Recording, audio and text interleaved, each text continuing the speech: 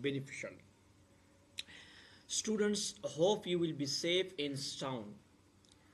Today, I will start Fiqhul Usra, the Islamic family law. Okay, fiqh means fiqh, and which I discussed in my previous lecture. What is mean by fiqh, literary and contextual, and usra mean family. So this is fiqh about family. This is Islamic family law, and this we will discuss about the basics of family, and how to create a family, how to prevail it, and um, how to deal with family in Islam or according to Islam. Islam has a complete code of life, as I told you, and this complete code of life begins from the birth of a baby and ends with the death. Islam discussed each and every aspect of our life. Okay, so family is started from where? From engagement or from marriage, and marriage is started from where? Engagement. The first step for family is engagement, which in Arabic we known as khitba. There are two terms, khitba and khutba. Khutba mean addressing people, okay, and khitba mean when you engaged or when you are willing to be in a nikah with a girl. So this is this is khitba.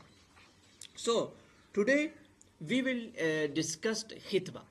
The girl who is willing is called makhtuba, and the boy who is willing is called khatib. Okay, khatib. Okay, so what is khitba?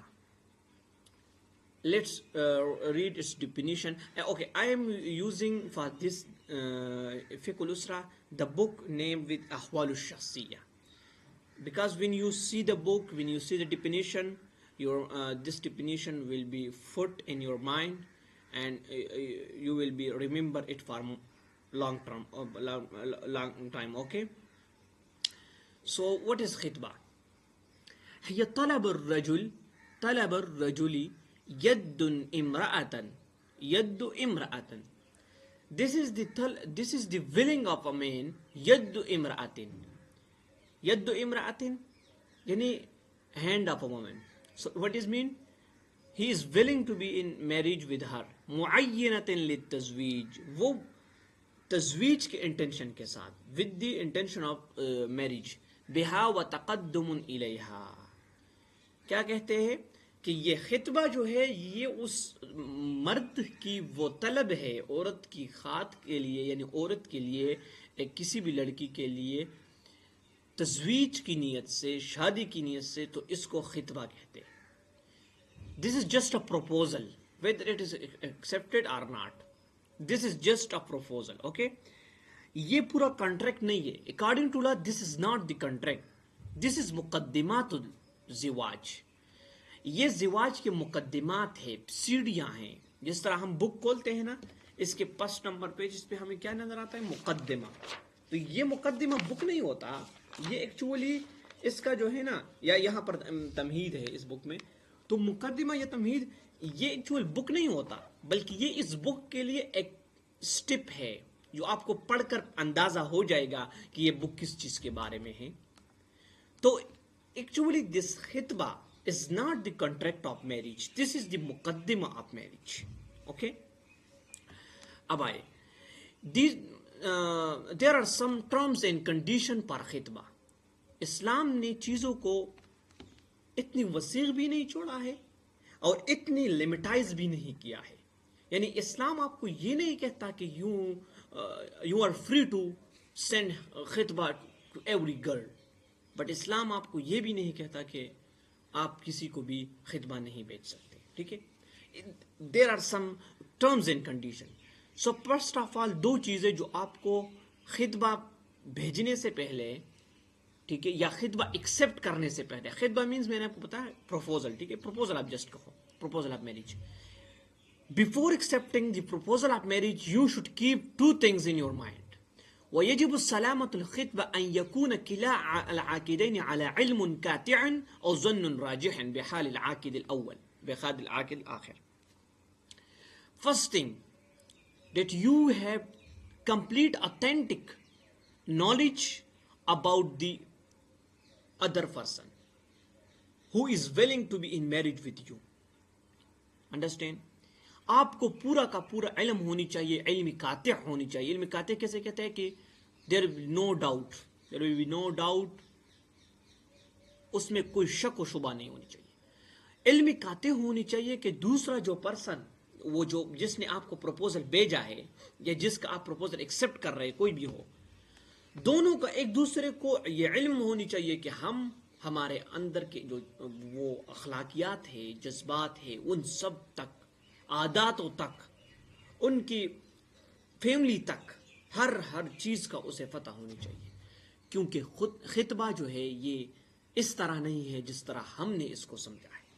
ہم تو سمجھتے ہیں کہ بس بناؤ اور بعد میں دیکھا جائے گا. نہیں، اسلام کہتا ہے you should think before it. آپ کو سب سے پہلے سوچنا چاہیے، کیونکہ یہاں پر عزت کا معاملہ آتا ہے. اگر آپ ایک لڑکی کے پیچھے پروپوزل بھیجتے ہیں، وہ ایسے ایکسیپٹ کرتے، بعد میں پتہ چلتا ہے کہ وہ ایسی فیملی سے جو میری لائک نہیں ہے، یا وہ ایسی حرکتیں کرتے، یا ان میں ایسی عادات ہے جو میں پسند نہیں کرتا، پھر آپ اس کو توڑ دیتے، تو اس کی عزت کے ساتھ بھی تماشا ہو گیا اور آپ کی عزت کے ساتھ بھی. سو اسلام کیا کرتا ہے؟ آپ کو پروٹیکٹ کرتا ہے اس چیز سے کہ آپ کو سب سے پہلے علم قاطع ہونی چاہیے دونوں کے اوپر، کہ ہمارے اندر ہمارے اخلاقیات اور عادات دونوں معلوم ہونی چاہیے.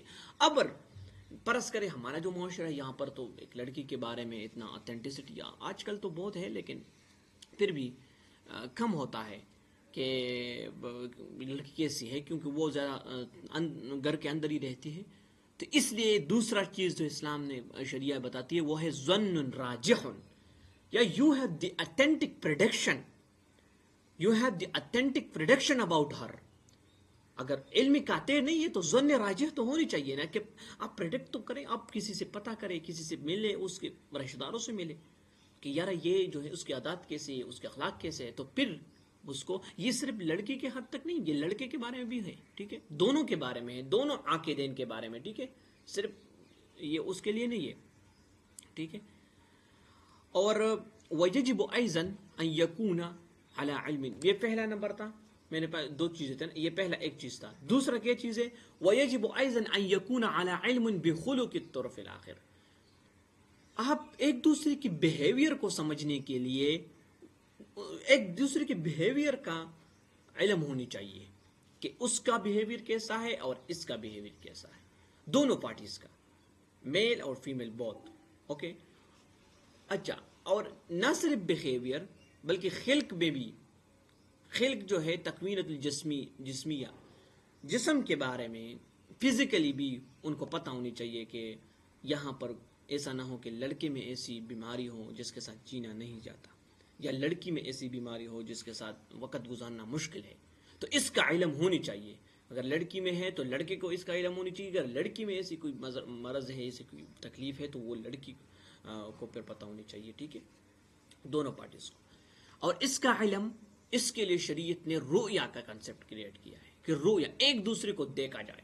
ہمارے ہاں اس کنسیپٹ کا کیا مطلب لیا جاتا ہے کہ صرف لڑکی کو دیکھا جائے. نہیں، یہ صرف لڑکی کے لیے نہیں، ایک دوسرے کو دیکھا جائے. اور اس کی وجہ سے طریق للمعرفت ہے، یہ جاننے کا ایک طریقہ ہے، ٹھیک ہے. اب وہ معرفت کیسے ہوگی اور یہ ثابت کہاں سے ہے؟ تو اس کے لیے ایک حدیث ہے. رسول اللہ علیہ وسلم نے فرمایا، ایک بندہ گیا مغیرہ ابن شعبہ، اس نے کہا یا رسول اللہ خطب امرأة لیتزوجہا، میں نے ایک لڑکی کے پیچھے پروپوزل بھیجا ہے اور میں اس کے ساتھ شادی کرنا چاہتی ہوں. رسول اللہ نے فرمایا انظرت الیہا، کیا تو نے اس کو دیکھا ہے؟ فقال لا، اس نے کہا نہیں. فقال النبی صلی اللہ علیہ وسلم انظر الیہا فسی ہر. ٹھیک ہے، یہاں سے ثابت ہوا کہ یہ لڑکے کے لیے بھی دیکھنا لازمی ہے اور لڑکے کے لیے بھی دیکھنا لازمی ہے، دونوں کو، ٹھیک ہے.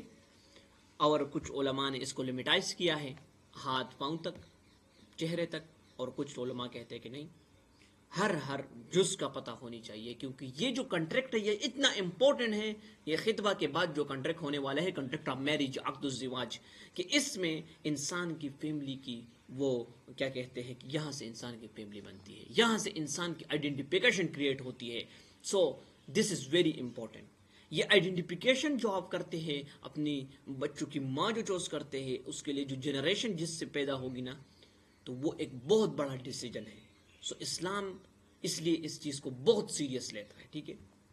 اچھا، آگے آتا ہے اس میں شروط الخطبہ. سو آئی تھنک یہ لیکچر ابھی اتنے لمبی لیکچر نہیں کرنی چاہیے. سو in our next lecture we will discuss شروط الخطبہ. Thank you for watching. See you.